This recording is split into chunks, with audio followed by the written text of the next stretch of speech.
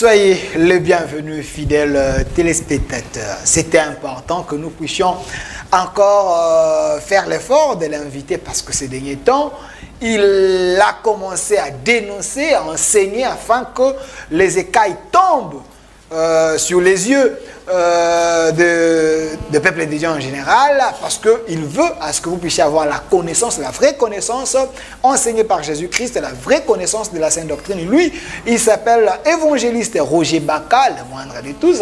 Il est également le professeur de l'Université de la foi chrétienne. Il est ici avec nous une fois de plus. Évangéliste, soyez le bienvenu. Merci beaucoup Delphin, que le Tout-Puissant de Jacob te bénisse. Nous souhaitons un très bon week-end et pourquoi pas un joli début de semaine à tous ceux qui nous suivent. Je salue tous les chrétiens, les hommes de Dieu.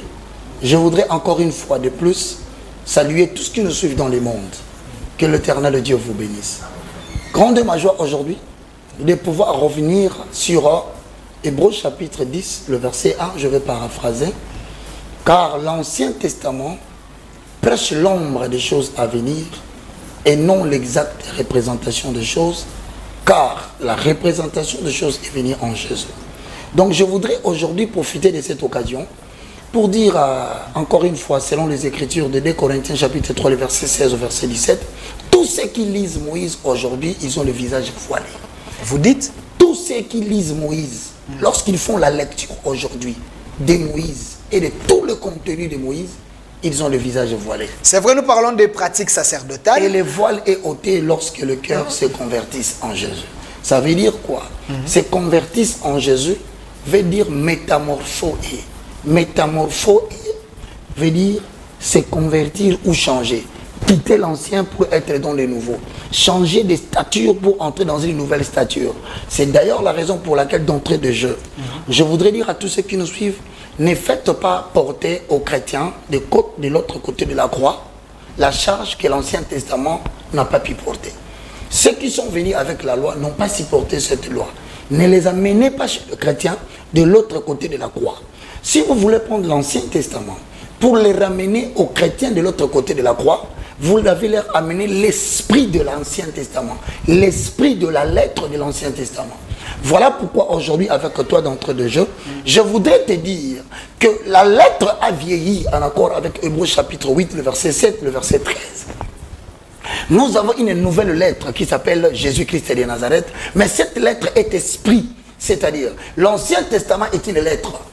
Nous ne pouvons pas ramener cette lettre aux chrétiens du Nouveau Testament, mais nous devons leur ramener l'esprit de l'inspiration. Ça veut dire quoi? Ça veut dire tout simplement, lorsque tu vas vite dans la Bible, dans le livre de 2 Corinthiens, au chapitre 3, le verset 16, c'est pourquoi nous ne perdons pas courage. Et même si notre homme extérieur est détruit, notre homme intérieur se renouvelle de jour en jour. Nous ne sommes pas les chrétiens de la biologie, les chrétiens de l'homme corps et de l'homme âme. Non, nous sommes des chrétiens de la lettre, de l'esprit. Le Saint-Esprit vient habiter en nous afin que nous devenions une habitation de Dieu en esprit. Lorsque nous allons vers le verset, le verset 16, la Bible dit, c'est pourquoi nous ne perdons pas courage. 17, car nos légères afflictions du moment présent produisent pour nous au-delà de toute mesure. Je voudrais ici expliquer à tous ceux qui nous suivent à la maison. La chose la plus importante, c'est de ne pas nous prêcher les réalités. Ne nous amenez pas les réalités de la vie, mais apportez-nous la vérité du message. C'est la raison pour laquelle aujourd'hui, je suis en train de faire encore une nouvelle défense. Lorsque tu vas dans le livre de Matthieu chapitre 17, tu verras que beaucoup de prédicateurs en parlent. Beaucoup de gens les témoignent. Et d'ailleurs, tout chrétien né de nouveau connaît cette affaire de Matthieu chapitre 17. Pourquoi? Parce que justement, dans le livre de Matthieu chapitre 17, il y a la mention de ce que nous appelons la problématique de la transfiguration dans la montagne. J'espère que tu l'as souvent entendu parler de ça, que lorsque Jésus-Christ était en train de prier à la montagne, il y a Élie qui est sorti à sa gauche et Moïse. Alors la question qu'on se pose, puisque nous disons que la loi est l'ombre des choses à venir, l'Ancien Testament prêche l'ombre des choses à venir. Hébreux 8, 7.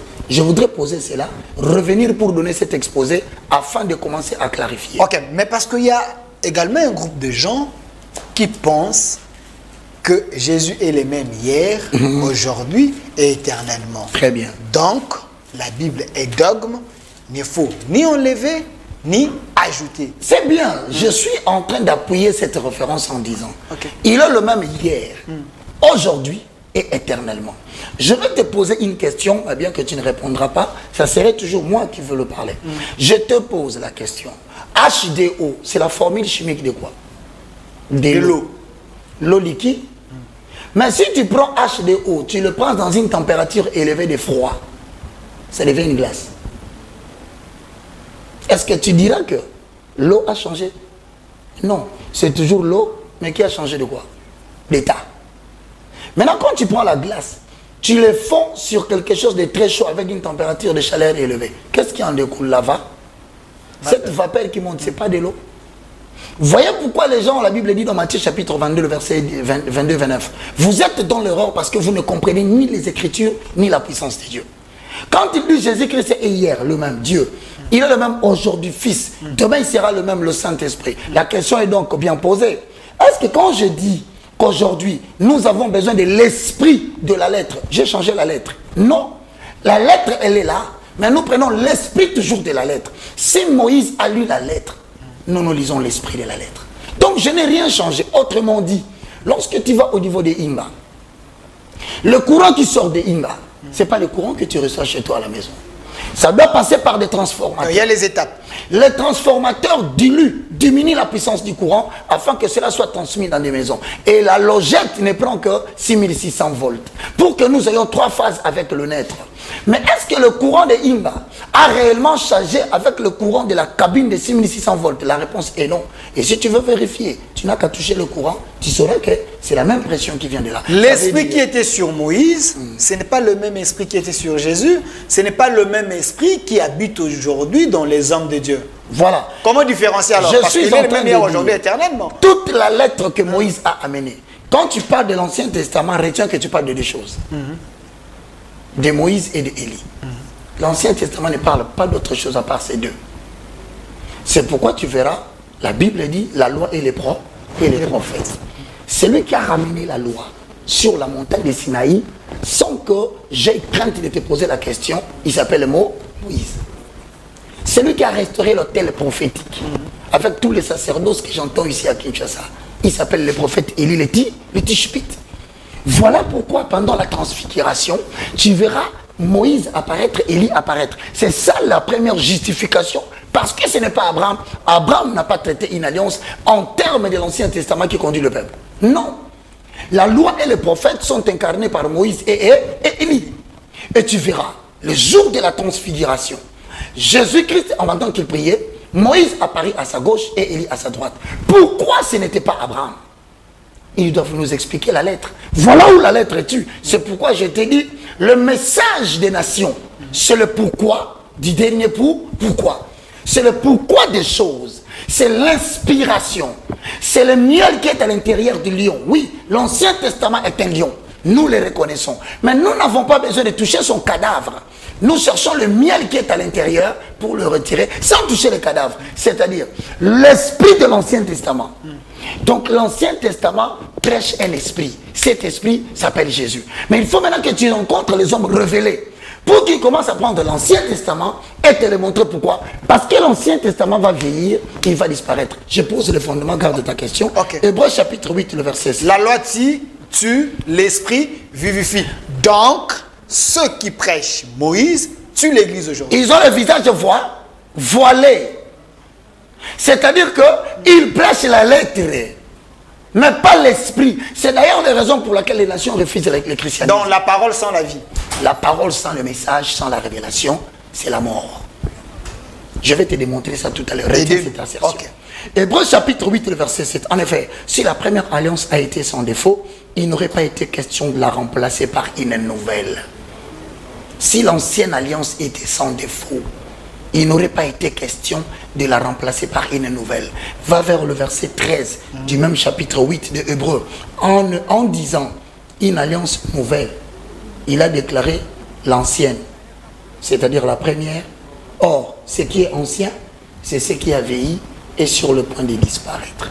Je rentre dans la transfiguration pour que je te donne ce que tu as dit, la parole de l'Éternel, okay. Sans révélation, sans inspiration, c'est un message sans vie. Un prédicateur du Nouveau Testament a deux dimensions. Lorsqu'il prend les Écritures, il vous présente la dimension historique des choses. Et au-delà de l'histoire, il vous fait sortir l'inspiration du message. C'est là où je suis. L'esprit de l'histoire. Donc, un bon prédicateur qui a ces critères, parce que tout le monde s'est dit prédicateur au Congo. Okay.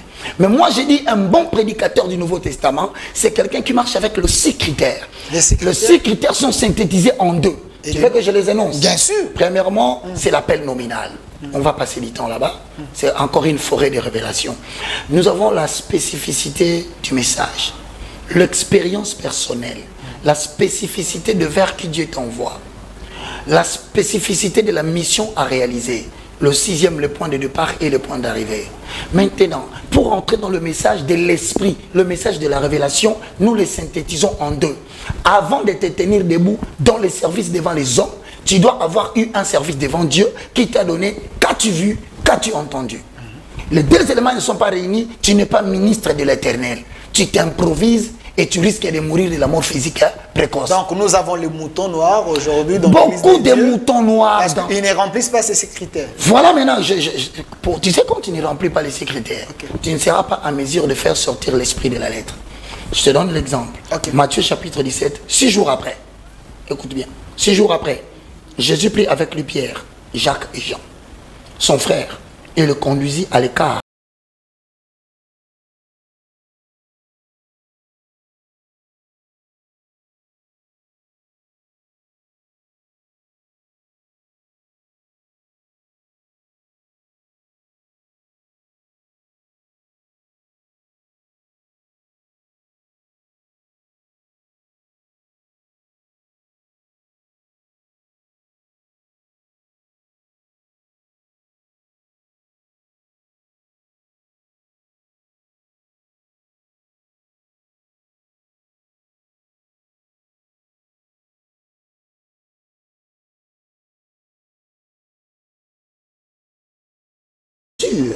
Parce que Moïse est apparu avec Élie. La Bible nous enseigne qu'ils étaient en train de parler avec lui. Il parlait de quoi? Première justification.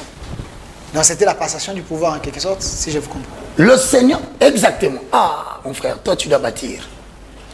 Ah non, c'était pour rire. Je donne quelques éléments justificatifs. C'est ça le message révélé. Parce que tu viendras devant les gens. Tu dis Moïse et Élie sont apparus là où Jésus était transfiguré. Mais explique aux gens pourquoi c'est pas Abraham. Pourquoi c'est pas Josué. C'est ça le message dont la nation a besoin. La nation n'a pas besoin de l'histoire. Non, l'histoire est une science qui étudie le passé en vue de prévenir l'avenir. Tu nous as dit que Moïse et Élie étaient à côté de Jésus. C'est de l'histoire. Maintenant, en quoi ça nous concerne? Parce que nous sommes au Congo, nous sommes à l'ère des bétons. Fati, nous sommes à l'ère de tout ce qui se passe ici au Congo. Maintenant, toi, dis-nous, cela nous apporte quelle vie? C'est là où tu as dit le message sans révélation n'apporte pas la vie. Mais quand Moïse disait à Josué, les livres de la loi ne t'éloignent pas de ça, médite-les nuit et jour afin que tu puisses réussir. Donc, la réussite. Voilà le changement de ce que je te dis. Josué 8. Que le livre de la loi ne s'éloigne pas de. Il faut bien lire les choses. Que ce livre de la loi ne s'éloigne pas quoi? D'État. Médite-les jour et nuit. Afin que tu agisses fidèlement selon ce qui a été écrit. Ça veut dire en d'autres termes. Josué reconnaissait que la loi que Moïse lui a laissée, on doit le méditer jour et nuit. Mais or maintenant dans Jérémie 31, tu verras que ce n'est plus la loi de la méditation extérieure. La Bible n'est plus à l'extérieur de l'homme pour qu'il le médite. Aujourd'hui, la Bible dit dans Jérémie qui prophétise, ce jour-là, je vais traiter avec la maison d'Israël une nouvelle alliance. Comme Hébreux 7, 8, 7, Hébreux 13 dit. Non pas comme j'ai traité avec leur père, alliance qu'ils ont violée. Cette fois-ci, je prendrai mes paroles. Je les inscrirai dans leur cœur. C'est plus la bouche. Voilà. Ça change la forme. Oh, voilà. Il faut qu'on soit à mesure de dire aux gens. On n'est plus au moment où la loi était dans le temple, quelqu'un devait entrer, méditer, lire pour que les gens comprennent. Non. Nous sommes alors, l'Esprit dit quoi? Je prendrai mes paroles, je les inscrirai dans leur cœur. Ils seront mon peuple et je serai leur Dieu. Maintenant, Baka pose la question. Pourquoi Jésus apparaît dans sa lumière de la gloire? C'est Jésus qui était sur la montagne, n'était pas le Jésus terrestre. C'est un homme qui donnait le message de Jésus qui resplendissait dans sa gloire. Il parlait de la fin des temps. Il parlait de la conclusion de la page de l'histoire. À la fin de la page de l'histoire, Jésus reviendra dans sa gloire, glorifié. Moïse représente l'ensemble de tous les croyants qui seront avec Jésus, mais qui passeront par la mort, ensuite connaîtront l'enlèvement pour participer à la gloire. Message inspiré. 2. Pourquoi cela représente comme ça? Parce que Moïse lui-même, il est passé par la mort, ensuite Dieu a envoyé son ange pour venir prendre son cadavre et l'enlever. Donc tous ceux qui sont morts à l'époque de Moïse, il faut leur dire qu'ils ne se dérangent pas. Jésus est descendu, c'était pour les justifier, afin que vous sachiez, il y aura des gens qui mourront, ensuite seront enlevés. Voilà le message de la transfiguration, premier point. Élie représente qui? Élie représente l'ensemble des rachetés qui connaîtront l'enlèvement sans passer par la mort. Pourquoi? Parce qu'Élie lui-même, il n'était pas mort, il a été enlevé. Moïse, à son tour, avant qu'il n'aille libérer les enfants d'Israël, il a passé 40 jours. Et pendant qu'il allait avec eux pour les amener en Canaan, il a fait 40 ans. Élie, lorsqu'il alla chercher la face de l'Éternel, il passa 40 nuits. Jésus-Christ de Nazareth, avant le commencement de son ministère, il passa 40 jours et 40 nuits. Il y a un langage commun. Bien-aimés dans le Seigneur, évitez qu'on vous raconte des histoires. Lorsqu'un prédicateur se lèvera un bon matin, il vient, il dit, l'Éternel Dieu avait ordonné aux enfants d'Israël de faire un tabernacle. Pasteur, c'est quoi maintenant nous ici au Congo, nous allons mettre un tabernacle? Si la réponse est non, donc c'est de l'histoire. Qu'est-ce que le tabernacle peut nous enseigner en termes d'édification, en accord avec 1 Corinthiens 14, 3 à 4? Le tabernacle signifie la demeure de l'Éternel. Donc la chute d'Adam, Dieu n'avait pas abandonné l'homme.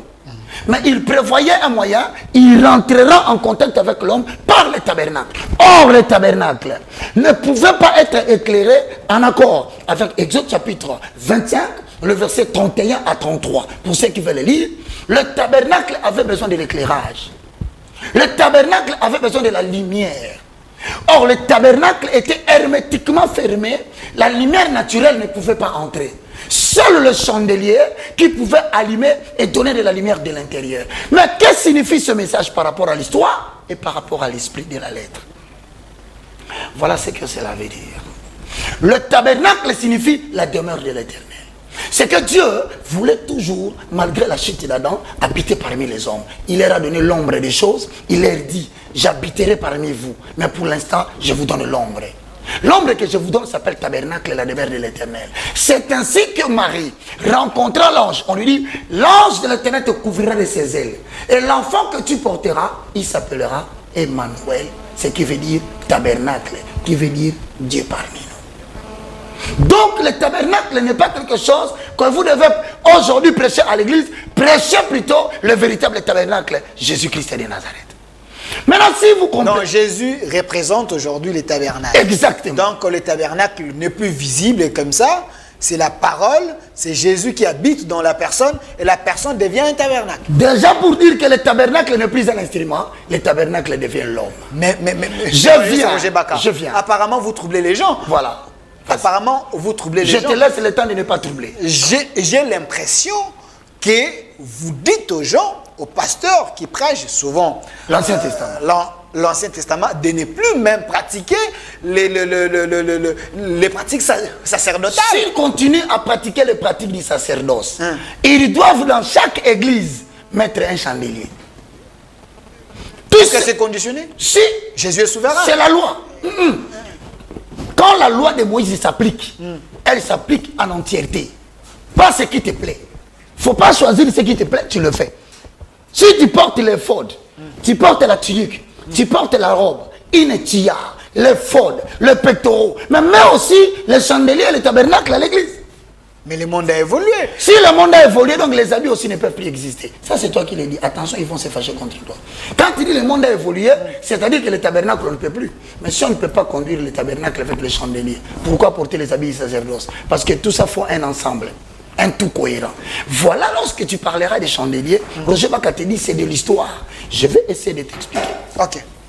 Lorsque tu vas dans le livre de Exode, au chapitre 25, le verset 31 au verset 33, c'est là où on parle du livre d'Exode des chandeliers.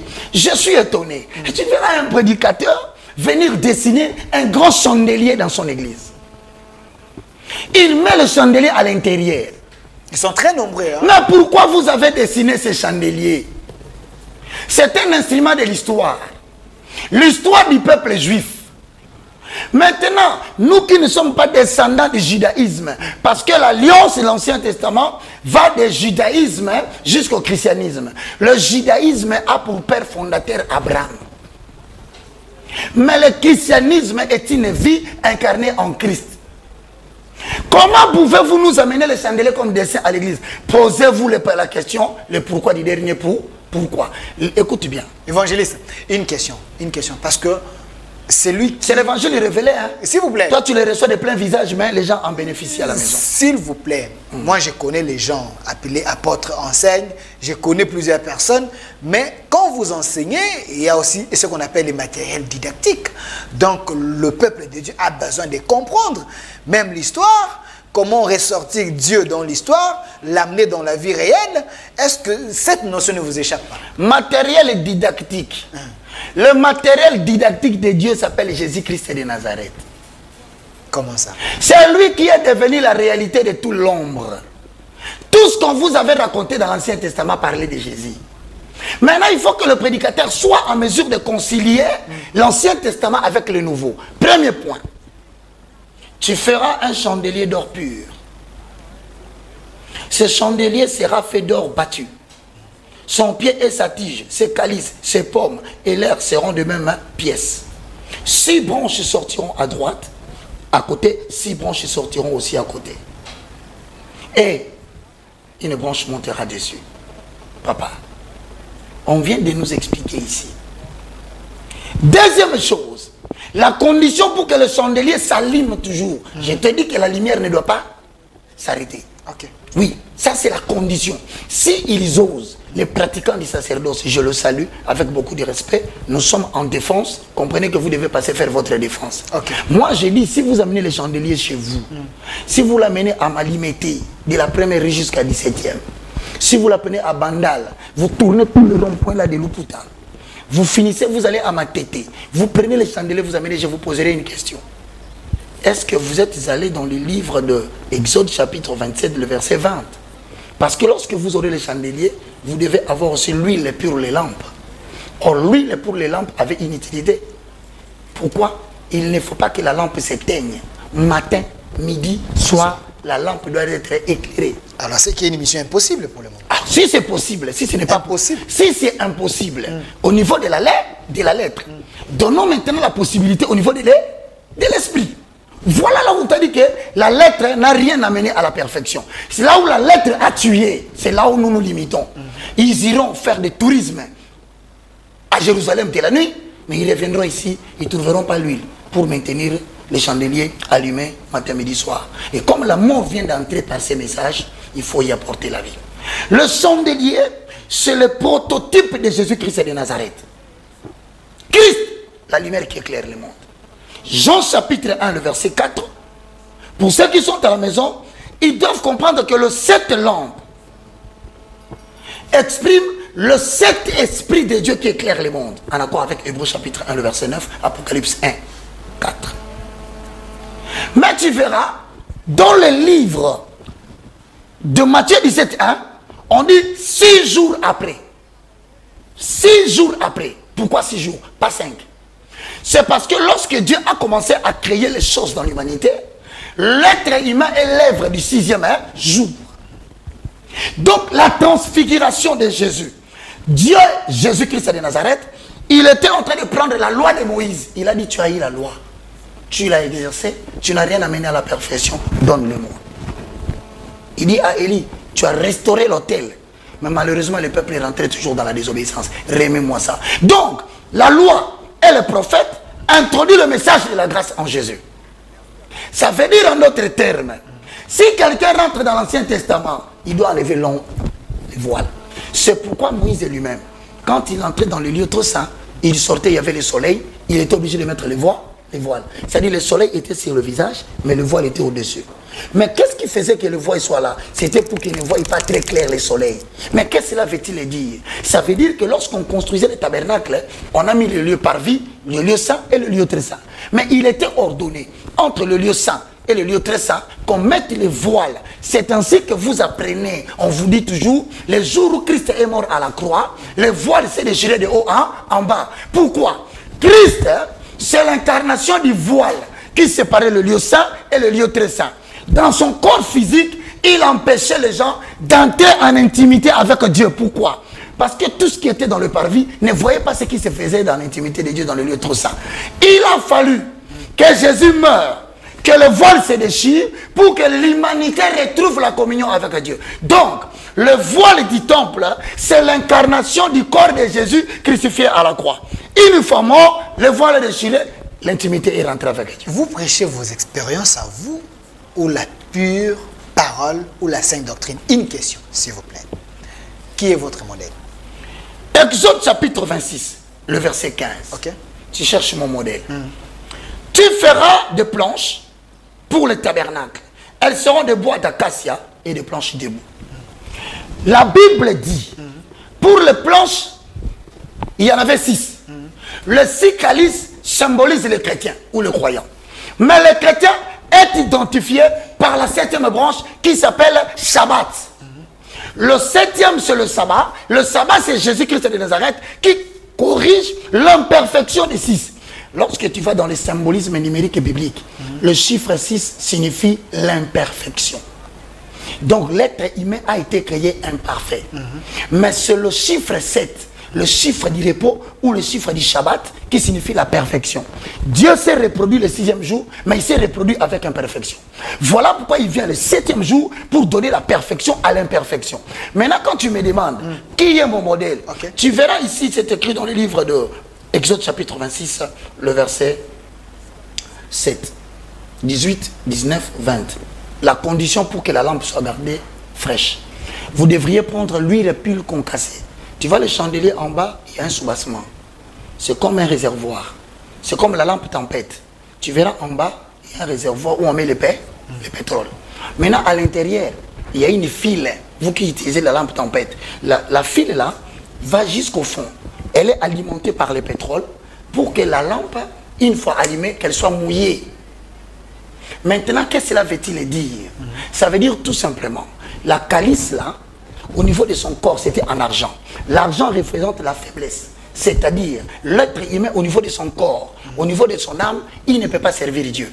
Mais dans la calice, il y avait une file. Cette file était rattachée au milieu souterrain. Cette file s'appelle l'esprit de l'homme. Si la calice représente la chair et le sang, le fil représente l'esprit de Dieu placé en l'homme. Mais maintenant, l'esprit de Dieu, de l'homme, pour que ça reste vivant, en accord avec la Bible dit dans Psaume 1, verset 1. Et l'homme qui ne marche pas selon les conseils des méchants, qui ne s'assied pas en compagnie de mon cœur, mais qui trouve son plaisir dans la loi de l'Éternel, qui la médite jour et nuit. Écoute maintenant bien, il est comme un arbre planté près d'un courant d'eau, dont le feuillage ne flétrit jamais. Tout ce qu'il fait, lui réussit. Attends, ça veut dire tout simplement ceci. Si la lampe ne doit pas s'éteindre, la calice ne doit pas s'éteindre. Or, pour que la file là, qui est à l'intérieur, ne puisse pas sécher, Dieu a dit, vous prendrez l'huile pire concassée. Ça dit, ok, dans cet là, vous coupez, vous faites le concassage, vous produisez cette huile-là, vous mettez en bas, la lumière ne s'éteindra jamais. Mais quelle est cette huile pure concassée? C'est mon modèle. Il s'appelle le Saint-Esprit, le communicateur indispensable de la grâce. C'est comme ça que dans Actes des Apôtres, chapitre 1, 4 à 10, Jésus dit aux apôtres, ne quittez pas Jérusalem. Soyez là jusqu'à ce que le Père vous avait promis descendra sur vous. Donc, si Jésus est votre modèle, s'il vous plaît, si Jésus... Frère, tu as coupé la référence. Je sais. Si Jésus est votre modèle, vous devez faire tout ce que Jésus avait fait. Exact. Jésus ne prêchait pas-il l'Ancien Testament? Jésus ne faisait pas les pratiques sacerdotales. Parce que Jésus l'a fait. Pourquoi vous interdisez alors aux autres? Montre-moi un seul fait. Jésus n'a pas fait les pratiques sacerdotales. D'ailleurs, je t'informe que si Jésus... Il y a un pasteur qui m'avait dit, il avait pris des salives, il a mis... je vais t'expliquer. Il a mélangé avec la boue, ainsi de suite. Ben, demande-lui aussi, il y a beaucoup d'aveugles qui sont à Kinshasa, qu'il aille jeter sa salive si les aveugles vont voir. Dis-lui. Qu'il revienne. Et c'était quelle pratique? C'est pourquoi je t'informe Okay. que les gens prennent la lettre. L'explication de Jésus-Christ est un mime prophétique. C'est l'ombre à la réalité. Le mec ne voyait plus bien. Il était aveugle. Jésus vient, il prend sa salive, il jette par terre. La salive de Jésus vient de la langue. La langue, c'est le symbole de la parole. En accord avec Jean chapitre 1, au commencement était la parole était Dieu. Toutes choses ont été faites par elle. Donc, Jésus a pris la parole, il a jeté par terre. Or, dans Genèse chapitre 2, le verset 6, la Bible ajoute, vous descendez, l'homme était créé par la poussière de la terre. Jésus n'a pas fait une pratique sacerdotale. Il a seulement pris la source de la parole. Il a rejeté sur la terre parce qu'il y avait un homme qui avait perdu les yeux. Il est allé récupérer les yeux de cet homme dans la source de sa création par l'ordonnance de la parole. Il a pris, il a pratiqué sur ses yeux, il est guéri. Voilà l'esprit du message. Ne nous racontez pas des histoires. C'est là où je te dis, Congo, il y a des gens qui boudent le christianisme. Parce que vous leur apportez la lettre qui ne sont pas importants pour eux. Je vais vous donner un autre exemple. Allez-y. Jésus a ordonné à ses disciples d'appliquer les pratiques sacerdotales. Quelle pratique? Quand Jésus envoie l'un de ses disciples d'aller prendre le poisson et puis faire sortir l'argent, il y a un pasteur également. Il nous avait suivi la fois passée. Il dit, il faut expliquer à ton évangéliste. Mon ami, Jésus ne va pas demander à Philippe. C'est le pourquoi du dernier pourquoi. Prêchez-nous Jésus-Christ de maintenant. Ne nous ramenez pas dans l'histoire des Hébreux. Jésus a validé. Je viens pour te dire. Il faut aider plus. Quel est le message du pourquoi, du dernier pourquoi dans cet exemple? Voilà l'explication de l'esprit de la lettre qu'il a lue. Jésus a demandé à Simon-Pierre. Pourquoi Simon? Parce que c'était un zélé dans la pêche. Mais qu'est-ce qu'il avait dit à Simon? Il a dit à Simon, toi tu es un pêcheur d'hommes. Moi je te paierai qui?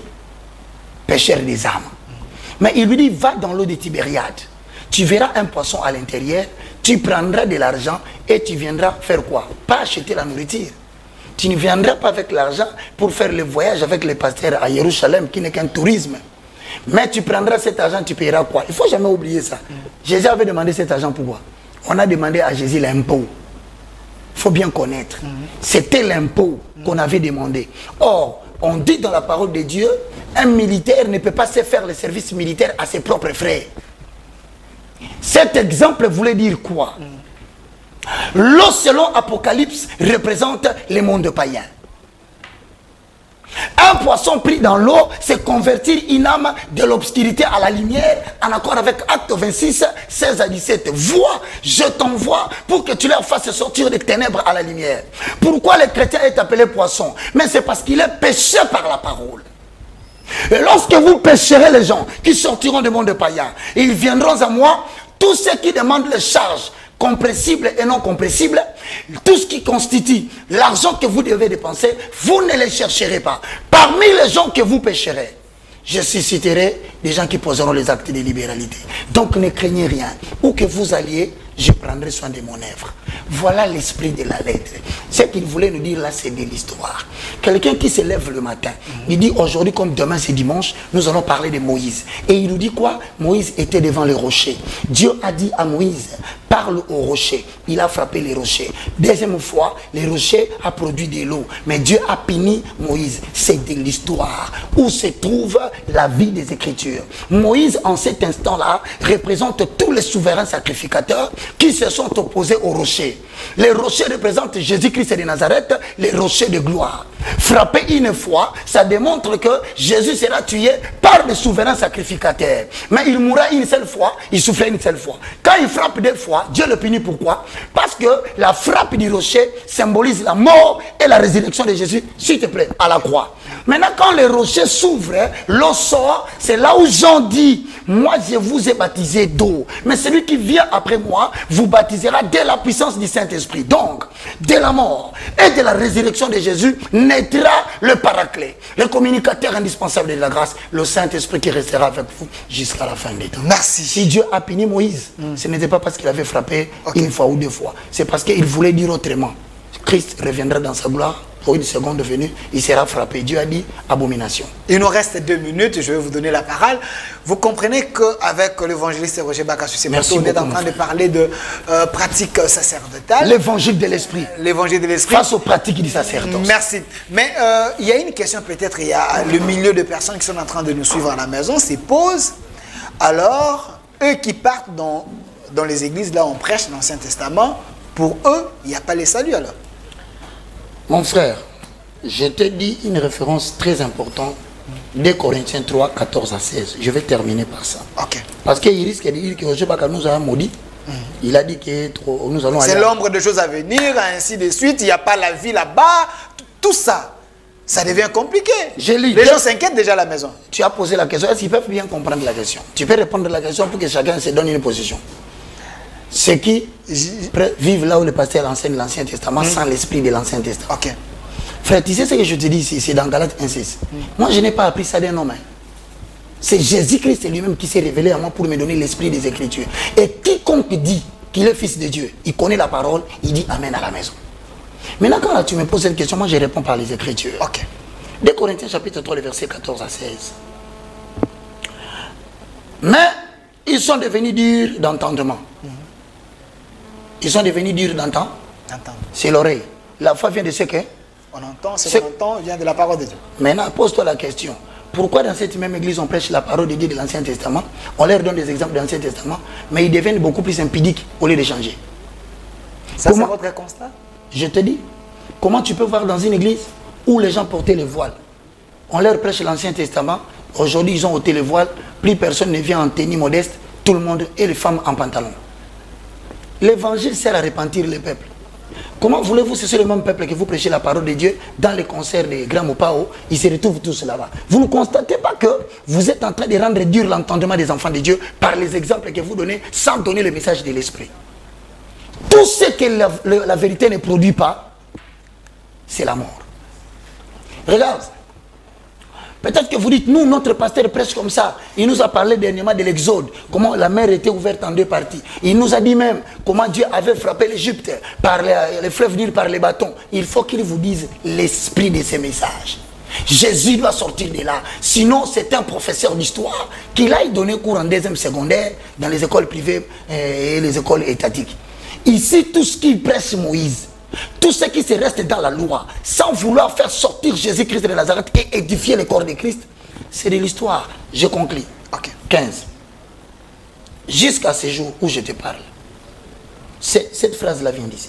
Je n'ai pas inventé. Okay. Jusqu'à ce jour, quand on lit Moïse, un voile est jeté sur leur cœur. C'est pourquoi vous voyez au Congo, il y a beaucoup d'églises, mais peu de gens qui craignent Dieu. C'est pourquoi vous voyez la multiplication des églises avec plusieurs dénominations. Mais les chrétiens sont peu nombreux. Pourquoi? Parce que vous ne voulez pas leur parler de l'esprit des Écritures. La Bible dit tout ce qu'ils disent Moïse aujourd'hui, ils ont le voile jeté dans le cœur. Dans le cœur. Le cœur est bloqué. Ils écoutent l'histoire, mais pour que le cœur se convertisse, l'esprit de la lettre doit convertir le cœur. 16. Mais lorsque le cœur se convertisse au Seigneur, le voile est ôté. Or, suis bien. Le Seigneur, c'est quoi? C'est l'esprit. C'est pas moi qui invente. Pour que les cœurs se convertissent en Jésus, ils doivent savoir que Jésus, c'est l'esprit. Donc, si tu viens avec l'évangile, apporte-nous l'esprit de l'évangile. Pas le corps, l'esprit. Or, le Seigneur, c'est l'esprit. Et là où est l'esprit du Seigneur, c'est là où il y a la liberté. Mais regarde-moi ça. Ils viennent aujourd'hui avec des commandements. Bien aimé, vous devez respecter les 10 commandements du Seigneur. Hein? Papa. Il ne faut pas respecter ça. Mais écoute, toi tu viens avec la lettre des 10 commandements. Mais voici ce que le Seigneur nous a dit dans la liberté. Okay. Ne suivez plus cette affaire des 10 commandements. Tu ne voleras pas, tu ne violeras pas, tu ne feras pas ça. Non! Il faut arracher ce verset-là dans la Bible. Tu ne comprends pas, ça c'est la lettre. Okay. Mais quand l'Esprit est venu, il a dit, voici les commandements que je vous donne. tu aimeras ton Dieu de tout ton cœur, de toute ton âme et de toute ta force. Tu aimeras ton prochain comme tu t'aimes toi-même. C'est-à-dire que la loi de Moïse est tombée dans Matthieu 17 et il a remis à Christ. Christ l'a dit, c'est trop lourd. Je le synthétise en deux. Donc nous ne sommes pas obligés de suivre les 10 commandements. Même tout prédicateur qui se tient debout pour commencer à lire les 10 commandements, comme si nous étions sous la loi, comme Romain le dit, il commet une erreur grave. Donc vous encouragez les pasteurs qui prêchent grâce sur grâce. À l'époque de Jésus, tout ce que vous pouvez faire, vous êtes dans la grâce, donc vous favorisez même. Ça, c'est le dérèglement de la grâce. Je dis, tu aimeras le Seigneur ton Dieu. La Bible dit, si vous m'aimez, vous garderez mes commandements. Quels sont les commandements du Seigneur? C'est écrit dans la parole de l'Éternel. Ce que Dieu veut, c'est votre sanctification, que vous puissiez vous abstenir de l'impudicité. Comment tu peux dire que tu aimes Dieu, tu n'obéis pas à sa parole? Tu n'es pas sincère. Mais Dieu est un Dieu de l'ordre, quand même.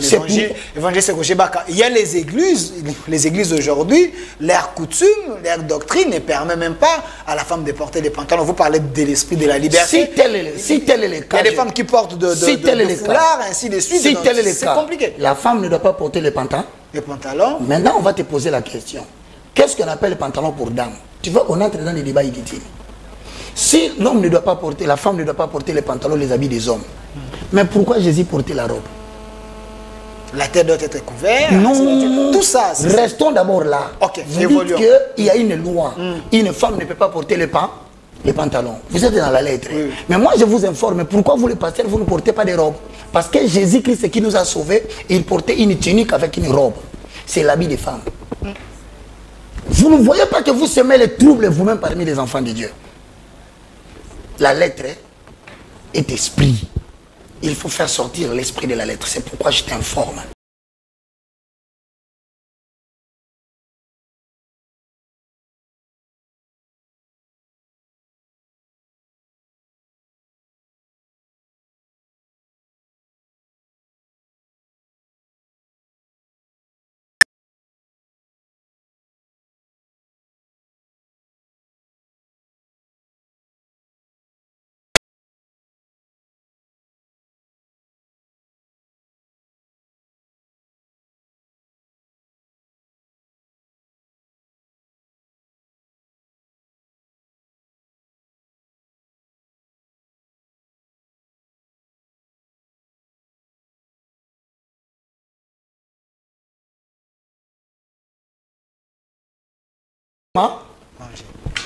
Ceci est ma chair, je vous donne.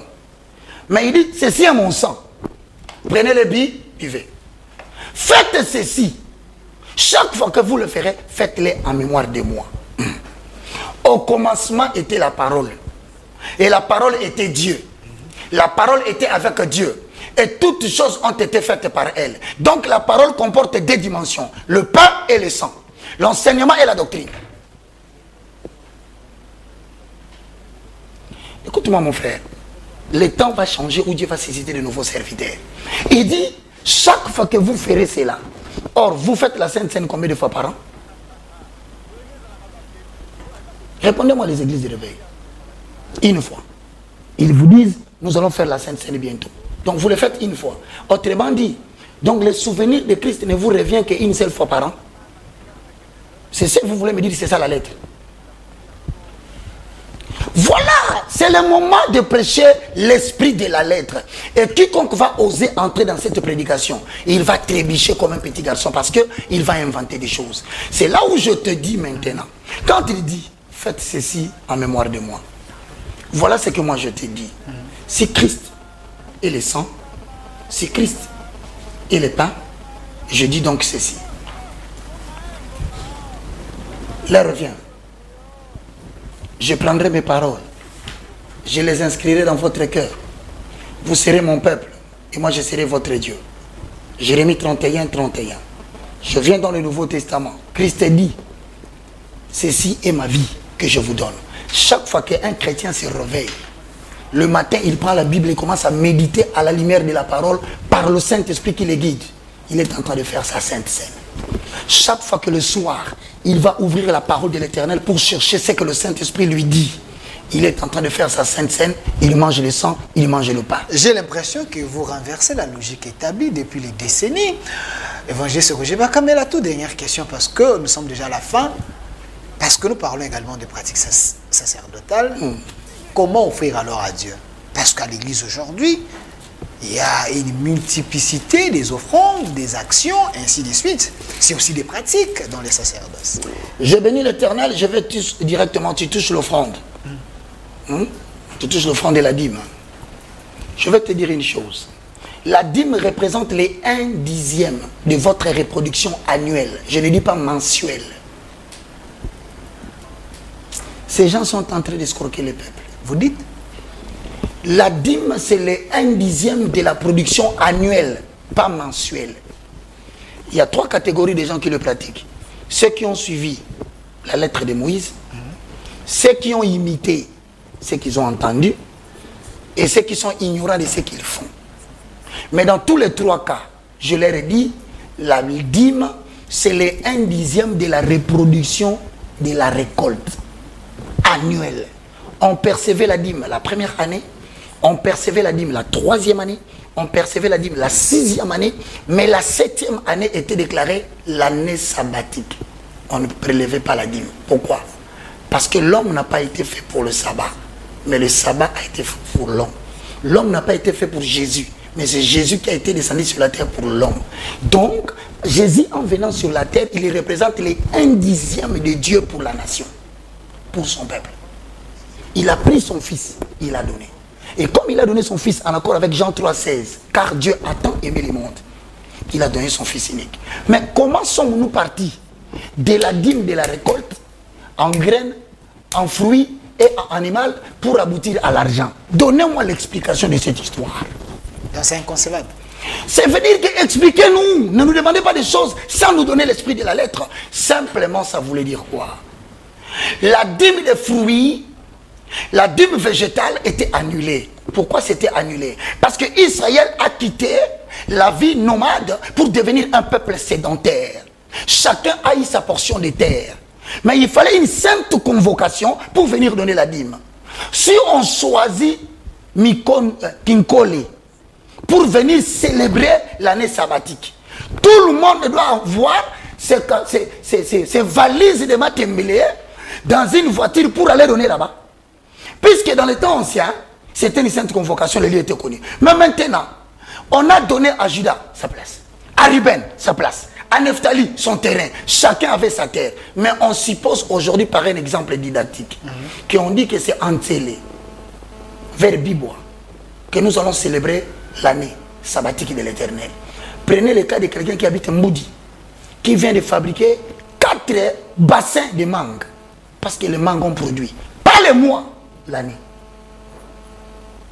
Tous ceux qui pratiquent les mois contredisent le ministère sacerdotal du sacrificateur qui entre une fois l'an pour offrir des sacrifices. Chaque fois que vous percevez la dîme des chrétiens, le mois, vous contredisez les sacerdoces lévitiques qui est la proclamation du nouveau sacerdoce de Jésus. Donc vous interdisez aux gens de ne plus donner la dîme. Ce n'est pas moi. Ce n'est pas moi. Selon les Écritures. La Bible et la Sainte Doctrine. La dîme est annuelle, papa. Quelqu'un qui connaît Christ me dira Amen. Mais je suis en train de t'expliquer. Mais ce n'est pas ça qu'on nous prêche, évangéliste. Mais ça fait un long moment. Bon. Ça fait plus de 100 ans. Tu vois ce que je te dis? Les gens vont t'appeler pour dire cet homme-là, il a perdu la tête. Oui. Vous êtes égaré, le diable vous a récupéré. Il y a même un pasteur qui avait dit ça. Moi, je suis égaré, mais je parle de la Bible. Et qui sont dans les normales, ils n'ont pas l'esprit de la Bible. C'est au peuple de choisir finalement qui nous dit la vérité. La vérité est dans la parole, je répète. Ok.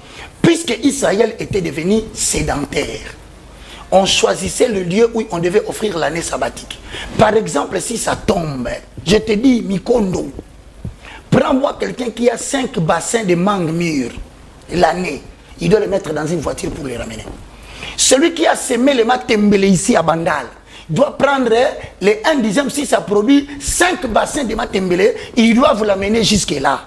Maintenant, Moïse leur dira, voici la loi qu'on vous donne. Nous allons effacer la dîme de fruits, nous allons effacer la dîme de végétal. Vous pouvez le racheter, c'est-à-dire vendez-le, venez avec l'argent. En espèces. Mais si vous le vendez, vous allez payer les dommages. Parce que quelque chose qui est à dire, on ne le vend pas. Vous prendrez encore les 1/5 de ces montants, vous allez ajouter, c'est alors que votre offrande sera agréée. Il reste maintenant une offrande. Okay. C'est la dîme animale. Et l'animal, dans Exode 14, tu verras, lorsque tu progresses dans le loi, on dit, vous allez prendre un animal. Le temps est donné, les conditions sont données. Vous le mangerez entre les deux tombées de la nuit. Vous le mangerez cuit avec des feuilles amères. Mais vous devez expliquer les gens pourquoi les feuilles amères. Pourquoi la ceinture à la hanche. Pourquoi les sandales aux pieds. C'est pourquoi j'ai dit je reviendrai prochainement. Okay. Nous allons parler de l'animal qui était mangé, que les gens célèbrent aujourd'hui l'agneau pascal. Les gens célèbrent Pâques.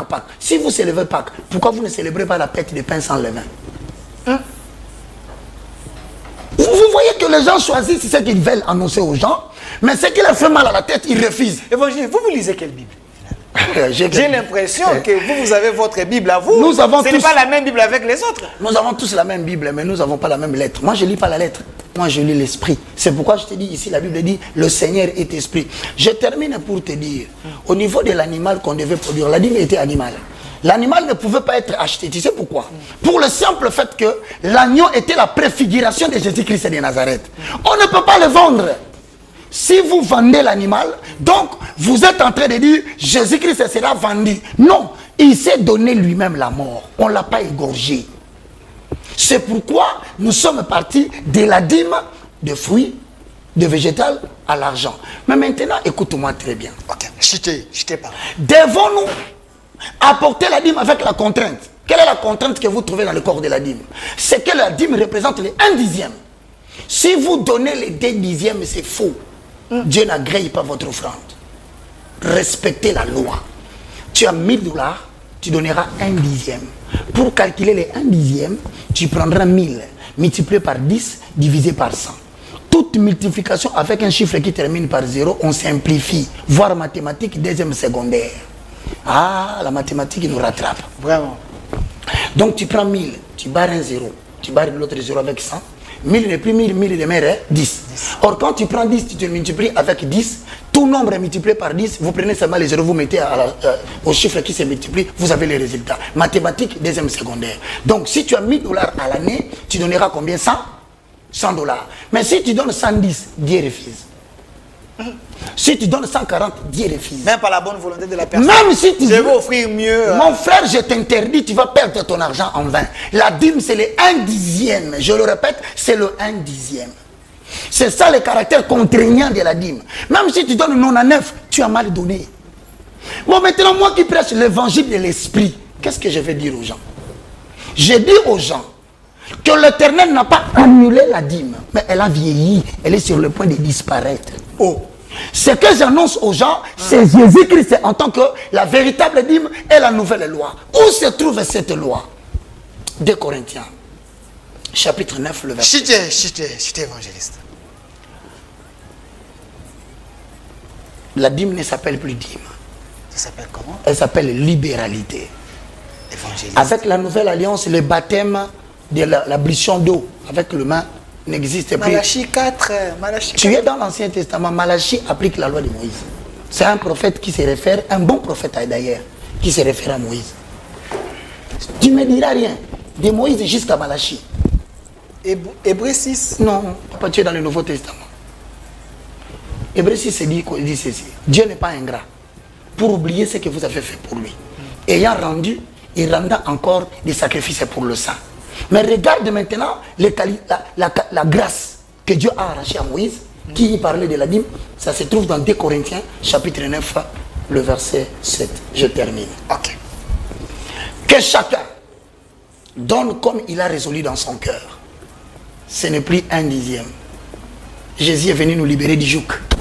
C'était trop dur sur notre école et notre cou. Quand tu partiras demain à l'église, dis au pasteur, je vais donner ce que je veux. Là, vous devenez rebelle. Oh, c'est la Bible qui se rebelle ou bien moi? Mais je te dis ce que Dieu a dit, tu contredis, tu seras anathème. C'est ça la libéralité. Tu sais qu'il est écrit dans la Bible, si quelqu'un n'obéit pas dans cette parole, 1 Thessaloniciens, il est anathème. Je te préserve de cette malédiction, laisse-le aux gens qui sont à la maison. Ok. Et d'ailleurs, ceux qui connaissent Jésus disent ah, Amen. Que chacun donne comme il a résolu dans son cœur. Sans tristesse. Il y a 2 conditions. La tristesse, c'est quoi? Il donne, mais il a pitié. Il a eu des émotions. Tellement le pasteur a dit, vous voyez, le pasteur n'a pas payé le loyer. Comment pouvez-vous demander au pasteur de venir servir Dieu, son enfant, on l'a chassé de l'école? Il y a des spécialistes, hein? Il va communiquer la passion de l'âme. Or, l'évangile ne touche pas l'âme, l'évangile touche l'esprit. Je vous donne un exemple, évangéliste, s'il vous plaît. Quand on commence à demander l'argent à l'église, il y a les pasteurs, les gens qui demandent, disent ceci. Donner ce qui te fait mal. Même le peu là. Il y a une femme là qui avait donné au prophète Élie, hein, le peu de l'huile, préparé d'abord pour moi et puis le reste, Dieu seul sait. Même ce que vous avez dans votre sac là, donnez. Il faut que ça vous fasse mal. La dîme ne fait pas mal, pourquoi? Parce que la Bible dit Dieu aime celui qui donne avec joie. Attends l'écriture. Okay. La Bible dit que chacun donne comme il a résolu dans son cœur, sans tristesse ni contrainte. L'aspect contrainte, c'est l'aspect de la dîme de Moïse.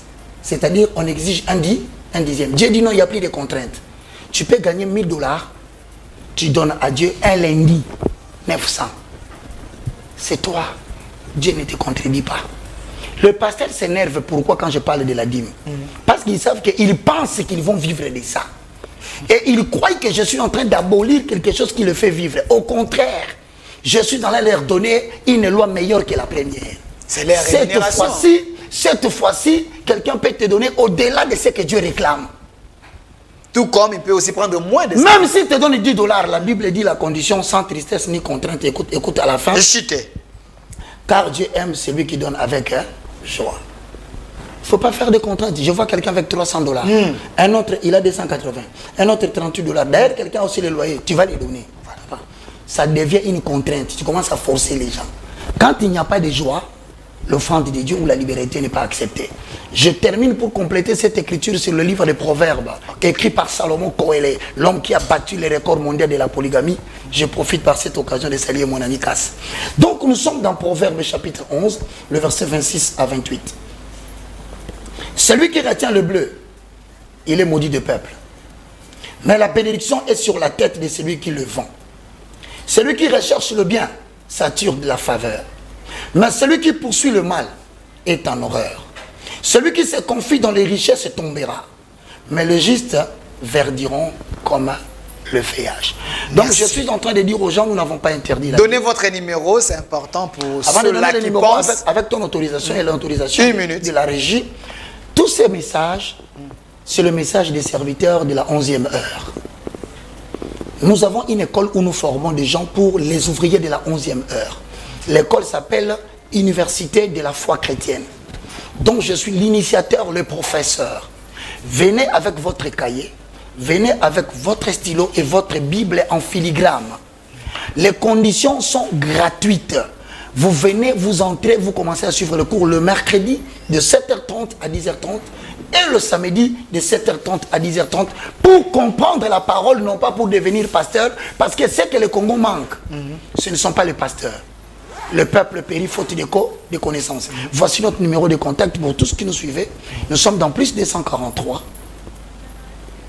90 79 66 785. C'est mon numéro WhatsApp. Je disais plus 243 90 ou 90. Cela dépend du pays. Donc 90 79 66 785. Vous pouvez avoir nos syllabus qui sont déjà publiés partout dans le monde via les agences. Merci beaucoup Delphin. Je reviendrai la prochaine fois comme je te dis. Merci. Pour parler de l'agneau. Merci. Nous sommes là. Nous sommes là. Vous souhaiterez un débat si les pasteurs s'appointent? Je suis en train de te dire. Tout celui que tu appelleras, si nous sommes dans la saine doctrine, il ne viendra pas. Ça c'est un. De deux, s'il est dans la lettre, tu peux multiplier 10, 15 invitations. Je ne me vante pas que je connais toute la Bible. Il ne viendra pas. Merci, cher pasteur. Le défi est lancé. Comment celui que tu avais invité? Big Prophète Emmanuel Lumbu. Il est où? Il n'est pas encore là. Sans suite. Merci d'avoir été de notre évangéliste Roger Bach. Avec lui, on a parlé un peu de pratique sacerdotale. Le défi est lancé. Si vous pensez que vous avez la connaissance pour aider les enfants de Dieu. Pas pour amuser la galerie. Édifier les enfants de Dieu. Voilà. Merci. Évangéliste Roger Bakela. Restez fidèles à nos programmes. Au revoir. Au revoir à vous tous. Merci.